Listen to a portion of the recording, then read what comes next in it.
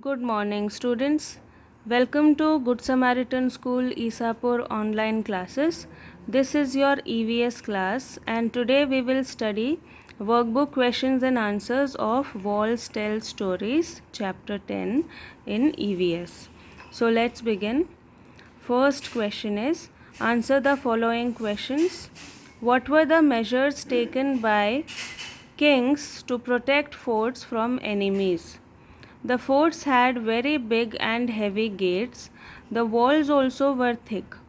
The walls also had bastions or the burj, from where the soldiers could peep and see the approaching enemies. So, this way the kings protected their forts from the enemies. Were the forts meant only for the kings to live in? No, the forts were not meant only for the kings to live in. Many other people, like farmers and workers, also lived in the fort, as forts had many palaces, factories, fields, and garden as well. The next question is, how would you find the direction from the place you are standing? The direction from the place one is standing at can be known by seeing the direction of the sunrise. So, accordingly, we can get to know the other three directions.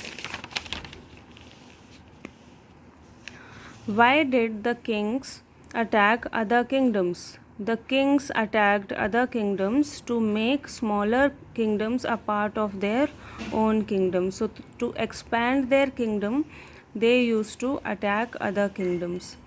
What were the ways except war which were used to conquer other kingdoms? So, except war, what did they do to conquer other kingdoms? To conquer other kingdoms, kings sometimes used friendship, sometimes by flattery or by marriage between families, were the ways which kings used except war. The sixth question is, how was water made available in different places in a fort? Water was made available in different places in a fort by laying clay pipes all over the Golconda fort so that water could reach all places. So, by using clay pipes, they used to get the water around the fort. Seventh question is, why was it difficult for any army to enter Golconda fort?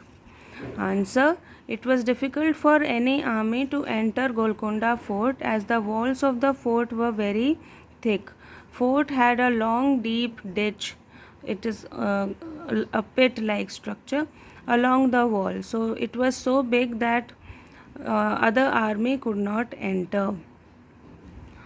There were bastions to see the enemy. So soldiers used to see through the bastions and then attack on the approaching enemy. How can you prove that Golconda Fort is a good example of great engineering? Answer, Golconda Fort is a good example of great engineering as the fort has windows and doors for light and air. The fort also had proper supply of water. The fort was very strong and secure from enemies. So, it was a great example of engineering. Question number 9. What are bastions? Bastions were round shaped, they were higher than the walls, they were called the burj. So, these were used for the security of the fort. How do people spoil monuments? Next question. Answer, people spoil monuments by writing on their walls. So, we should never do that. B. Fill in the blanks. The gates of the fort had sharp spokes made on them. Next one. People like farmers and workers also lived in the fort.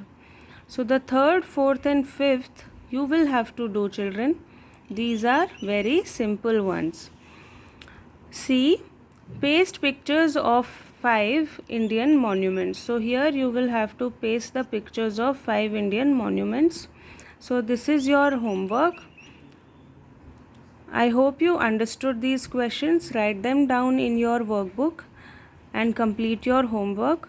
We will meet again in the next class.